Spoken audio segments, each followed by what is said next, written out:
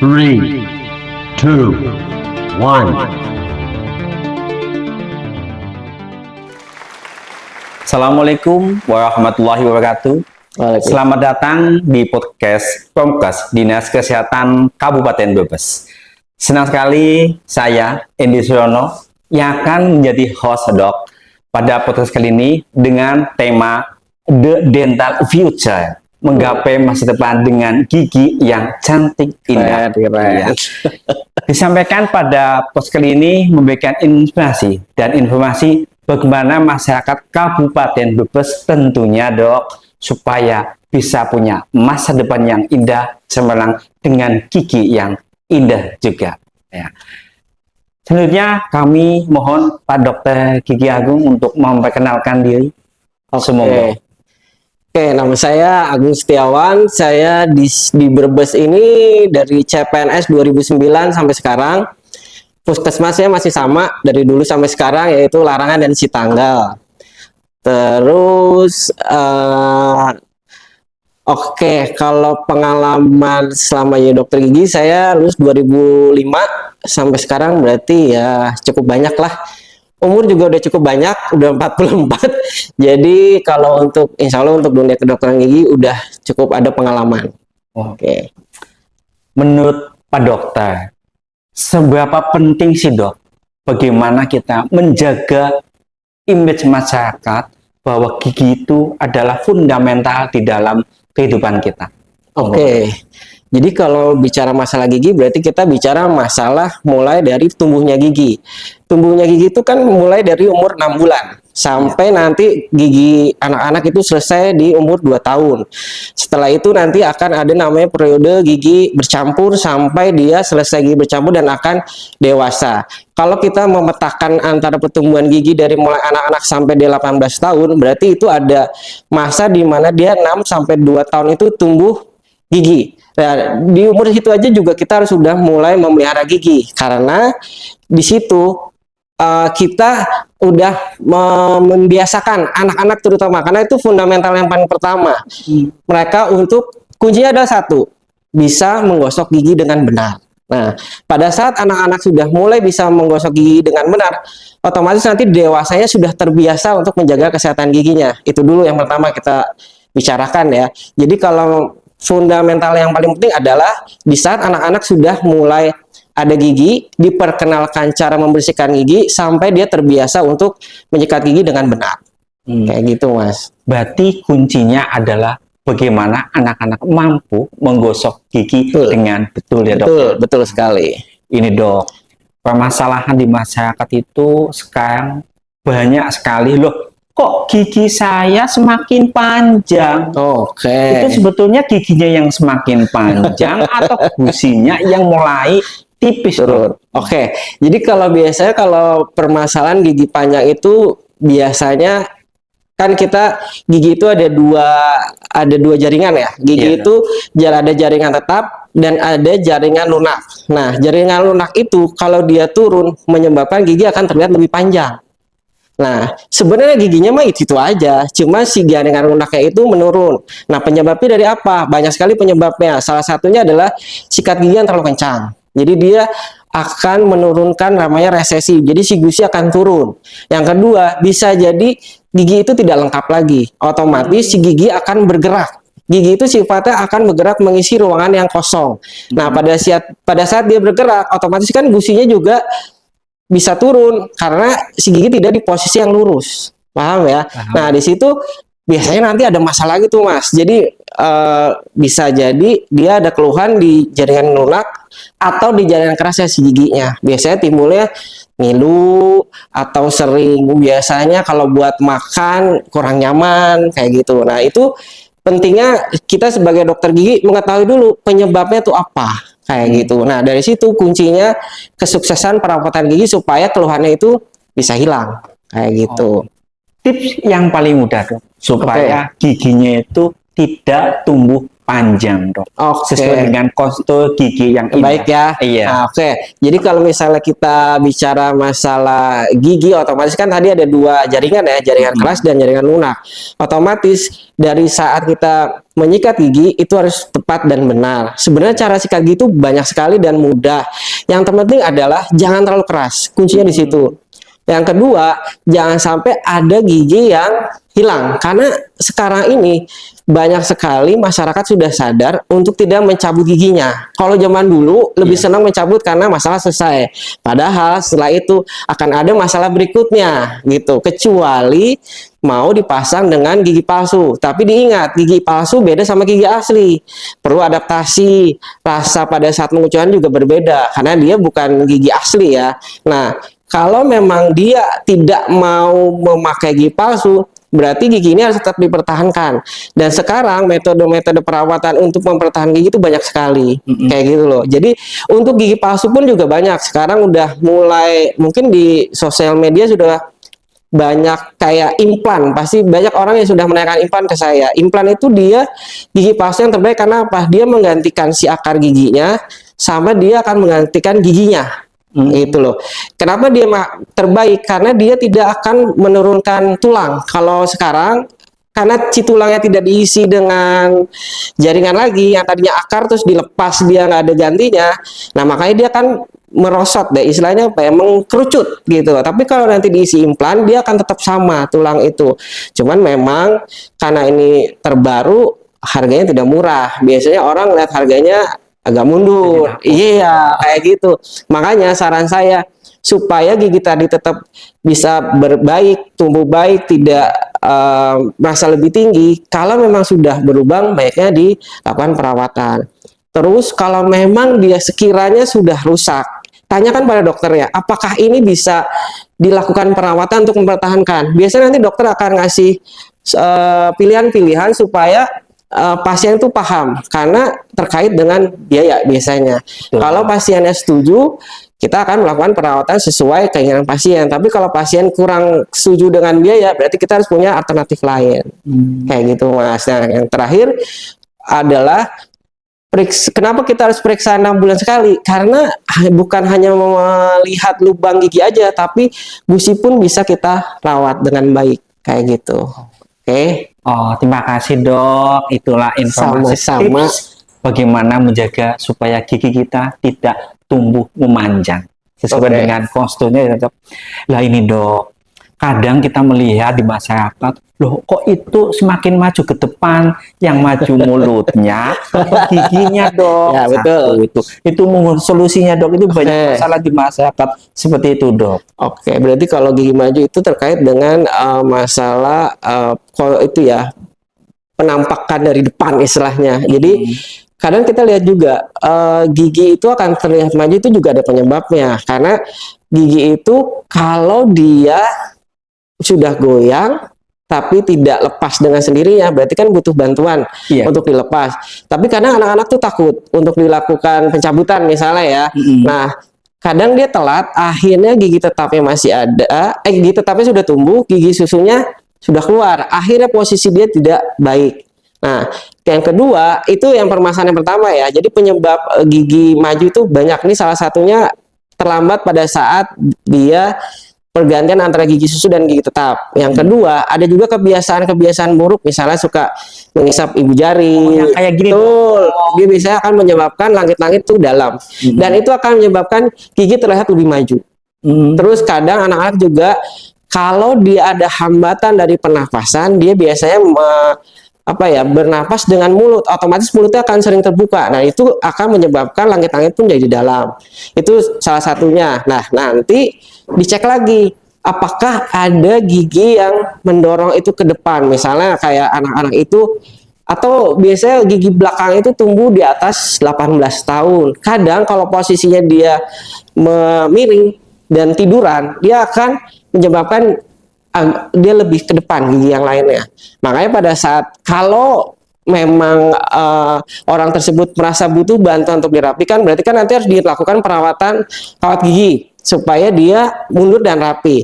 Nah, itu biasanya gigi-gigi yang belakang itu harus kita lepas supaya nanti posisinya dia akan menjadi baik lagi. Jadi penyebabnya itu banyak, kita harus cek dulu penyebabnya apa. Setelah itu kita lakukan diagnosa, setelah itu perawatan terbaik apa. Jadi memang butuh kerjasama antara dokter dan pasien ya. Jadi kita cek lagi apa yang benar-benar penyebab. Jangan sampai setelah perawatan ternyata hasilnya tidak memuaskan. Paham ya maksud saya? Jadi saya maunya rapi kayak gini dok, ternyata gagal. Itu kan biasanya nanti ada miskomunikasi, nanti biasanya ada masalah tuntutan praktek lah, ngerti ya maksudnya ada malpraktek seperti itu. Nah itu tapi terlalu jauh. Nah makanya kalau kita mau melakukan diagnosa benar-benar dicek penyebabnya apa dulu.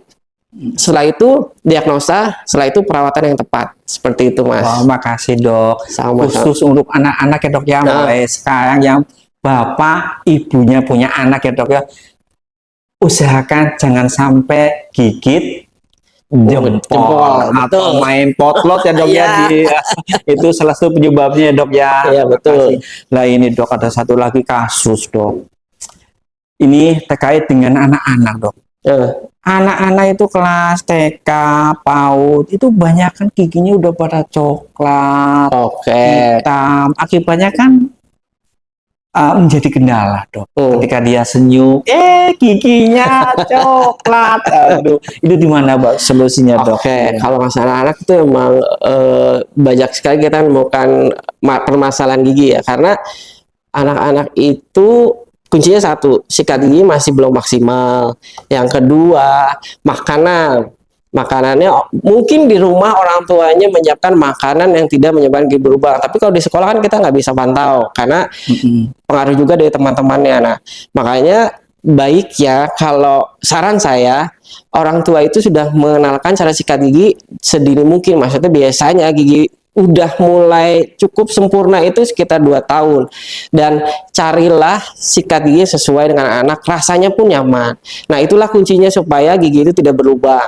Dan pada saat sudah mulai berlubang itu kan otomatis ada keluhan. Iya dok. Biasanya kalau diajak ke dokter gigi langsung tuh kan anak nggak mau tuh mas, takut nangis. Nah itu adalah tipsnya kalau dari saya. Pada saat orang tuanya ke dokter gigi, misalnya entah bapaknya atau ibunya mau periksa ke dokter gigi, anaknya diajak.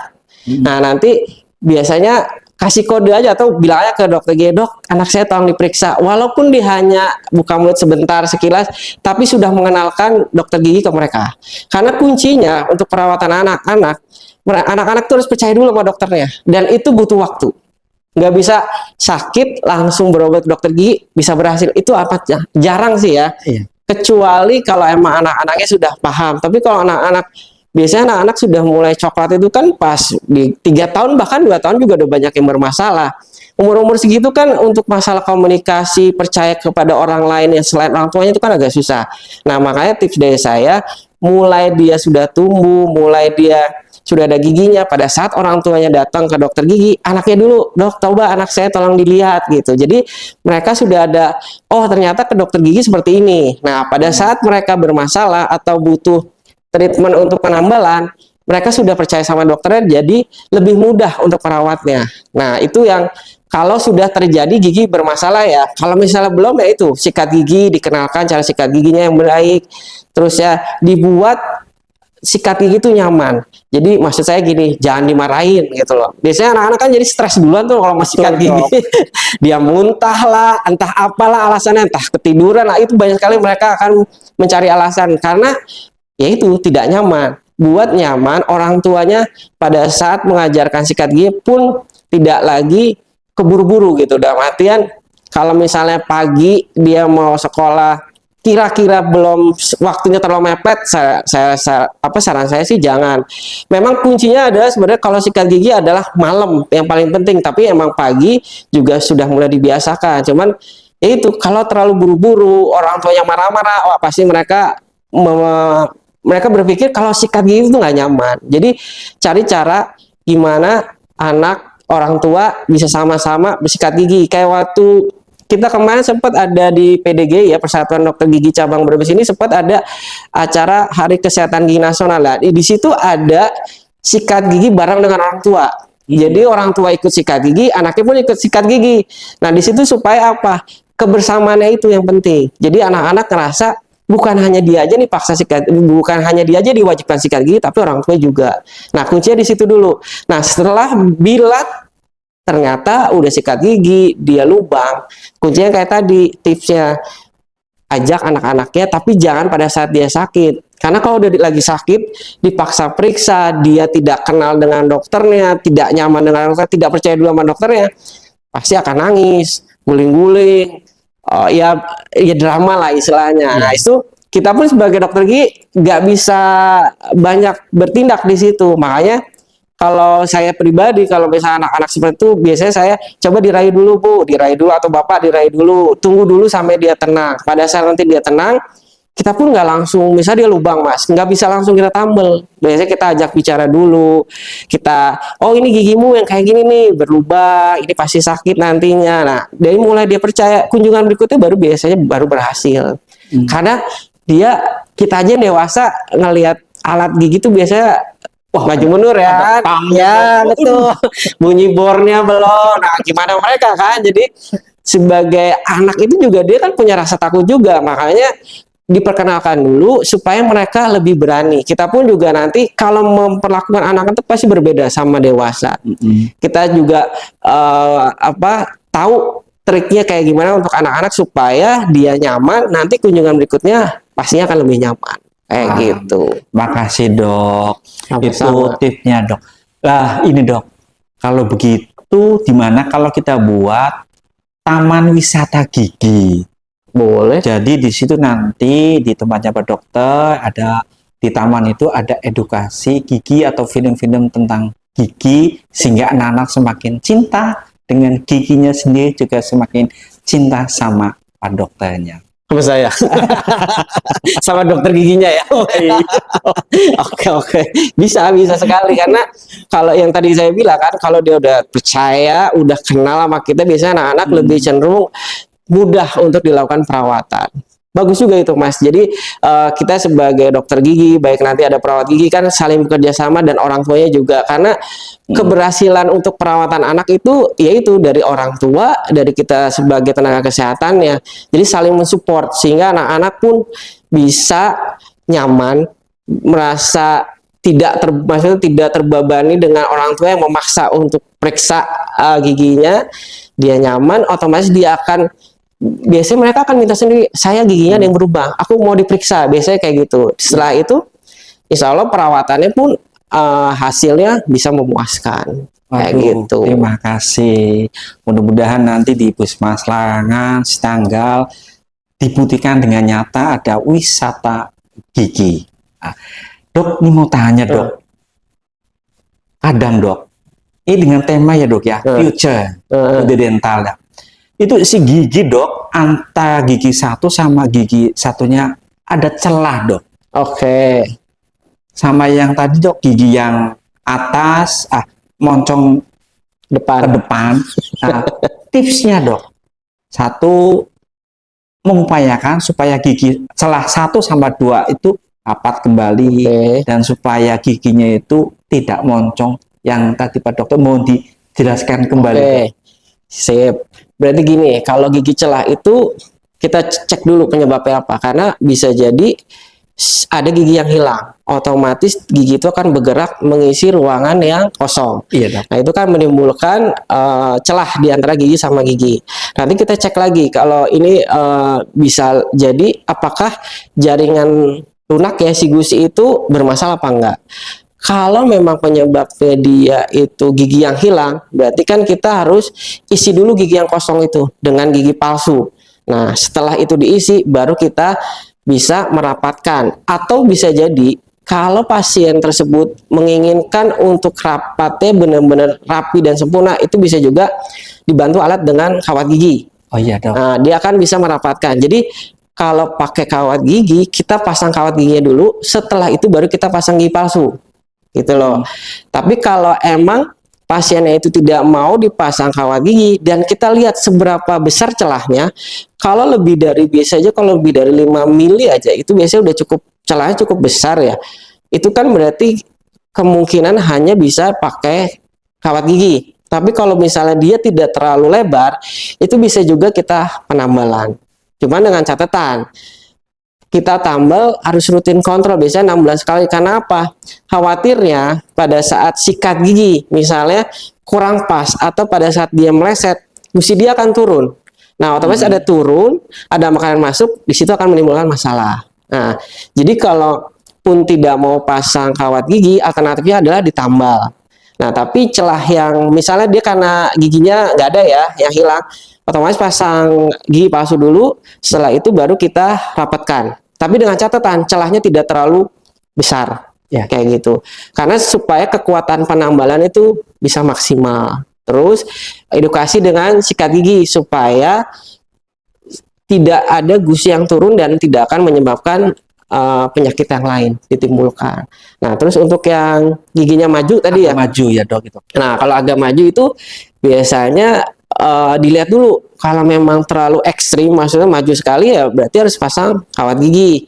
Tapi kalau dia misalnya kadang ada sedikit berjejal, itu emang ada alternatif lagi namanya perawatan di vinil. Tapi dengan catatan kita harus lihat dulu seberapa gigi itu maju mundurnya, maksudnya tidak rata kan ya. Iya. Nah, itu kalau memang dia masih bisa kita vinil, di vinil biasanya langsung rapi tuh Mas Hendy. Tapi kalau memang terlalu ekstrim ya berarti salah satu ya caranya hanya perawatan kawat gigi kayak gitu. Cuma catatan saya ya, perawatan kawat gigi itu butuh waktu yang cukup lama, kurang lebih 2 tahun. Nah, itu komitmen pasiennya untuk kontrol tiap bulan itu harus benar-benar ya, karena kuncinya adalah dikontrol. Kalau memang nanti kontrol cuma mungkin 3 bulan pertama terus nih 1 bulan berikutnya hilang. Nah, itu akan menimbulkan permasalahan baru.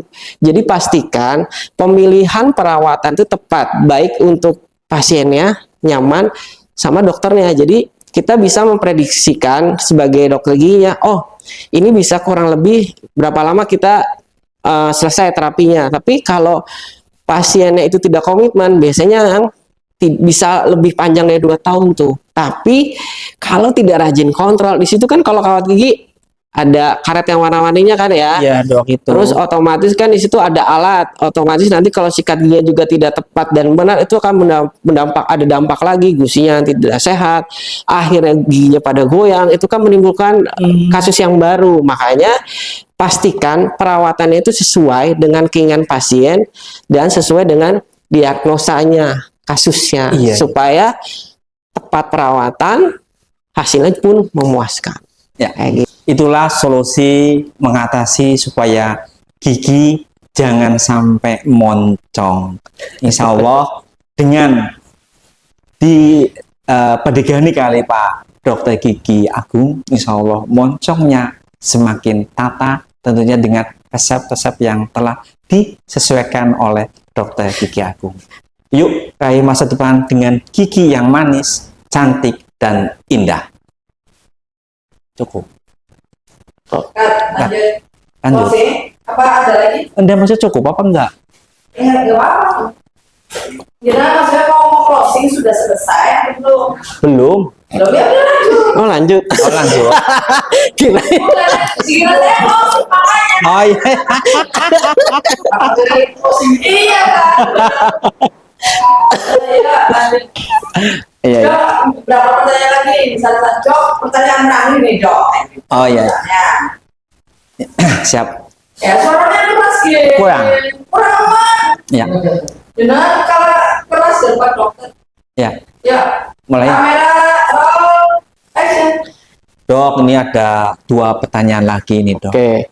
Dan tentunya 2 pertanyaan ini untuk masa depan anak-anak remaja yang mengidamkan dia ingin menjadi polisi, TNI, tentunya kan harus punya kostum gigi yang Betul. sesuai dengan ketentuan TNI dan polisi. Betul. Nah, itu menjaga supaya bisa lolos di polisi dan TNI, itu menurut Pak Dokter gimana, Dok? Oke, sip. Pertanyaan bagus ya, karena memang banyak sekali kasus-kasus yang gagal ya Mas ya, nggak Iya, bisa Dok. diterima baik polisi maupun TNI karena di gigi. Karena emang sekarang syaratnya mereka untuk gigi itu cukup ketat. Jadi kalau kepolisian itu malah meminta giginya terus benar-benar rapi sekali. Kalau kepolisian ya, misalnya masuk Apol itu giginya harus rapi sekali. Jadi dia dari bentuk sampai istilahnya ada garis senyumnya itu harus sesuai dengan teori yang ada. Iya, wajahnya itu wajahnya karena mungkin mereka itu akan menjadi pemimpin ya. Jadi banyak tampil depan muka umum, terus banyak juga berinteraksi dengan masyarakat. Jadi mungkin dari segi penampilan oke banget. Jadi masyarakat pun jadi lebih tertarik gitu mendengarkan apa yang mereka akan sampaikan. Karena saya juga pengalaman saya biasanya tuh bulan-bulan ya hampir bulan kemarin lah banyak yang mau masuk Apol itu kadang kalau memang mereka sudah tahu apa yang akan dites, maksudnya giginya tuh apa aja. Dari kelas 3 SMP tuh, 3 SMP biasanya mereka udah persiapan. Oh iya. Gitu. Biasanya paling minimal mereka itu kelas 2 SMA itu sudah mulai perawatan. Karena emang butuh waktu supaya sesuai dengan apa yang kepolisian atau TNI yang minta, gitu loh. Jadi untuk perawatan terutama kalau giginya ada yang berjejal, itu otomatis pakai kawat gigi, dan kawat gigi kan butuh waktu paling nggak 2 tahun untuk rapi. Itu yang pertama. Terus ada syarat yang kedua juga, mereka tidak boleh memakai gigi palsu di depan. Jadi kalau misalnya ada gigi palsu itu cuma 1. Itu syaratnya mereka. Kalau misalnya lebih dari itu nilainya akan turun. Kayak gitulah. Terus yang ketiga, ya pasti gigi nggak boleh ada yang berubah, nggak boleh ada karang gigi, gusinya juga harus sehat. Kayak gitu. Nah, berarti kan kunci untuk supaya lolos baik polisian atau TNI itu sudah dimulai biasanya mereka kalau memang sudah benar-benar keinginan untuk menjadi polisi baik kepolisian atau tentara itu dari kelas 3 SMP sudah mulai perawatan. Mulai ditata ya betul, perawatannya ya, betul. Dok, ya. Dan biasanya nanti pada saat tes mereka akan datang lagi kita cek ulang. Nah, di situ biasanya tingkat keberhasilan jauh lebih besar. Itu karena pengalaman saya juga seperti itu. Bulan-bulan kemarin juga lagi banyak mereka mau masuk kepolisian dan TNI, dan itu kalau yang sudah tahu mereka akan datang lagi untuk ngecek. Baik Dok, ini untuk menutup acara pada siang ini, saya mohon Pak Dokter untuk bisa merangkai, ayo kita menuju dental to future. Oke. Monggo Dok. Oke. Ini berarti seperti tips ya. Kalau dari kita bedakan antara anak-anak dan dewasa. Kalau anak-anak, ya yang tadi saya bilang kerjasama antara orang tua dan dokter giginya. Sebelum datang ke dokter gigi, buatlah anak-anak tuh nyaman dulu. Nyaman di rumah, kasih tahu, kasih gambaran ke dokter gigi dengan seperti apa dengan konten-konten yang ada di YouTube. Untuk dewasa, pada saat misalnya anak-anak cita-cita untuk menjadi polisi atau tentara, lakukan perawatan sejauh mungkin, maksudnya dari mulai kelas 1 SMA atau 3 SMA sudah mulai dilakukan perawatan untuk mengecek kesehatannya agar giginya bisa maksimal dan bisa diterima di TNI dan polisian.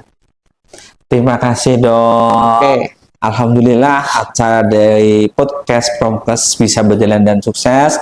Ayo kita sikapi hidup ini dengan mari kita bersama-sama menjaga gigi kita supaya tetap putih, bersih, dan tentunya masa depan kita akan tercapai dengan gigi yang sehat. Dok, mari kita tutup bersama dengan salam gemas, Dok. Sip. Oke. Ya. Diri ya. Salam gemas, sehat, bugar, produktif. Cegah stunting itu penting. Manene selamat, bayine sehat. Tempat ngising juga penting. Cegah COVID dengan gemas. Terima kasih.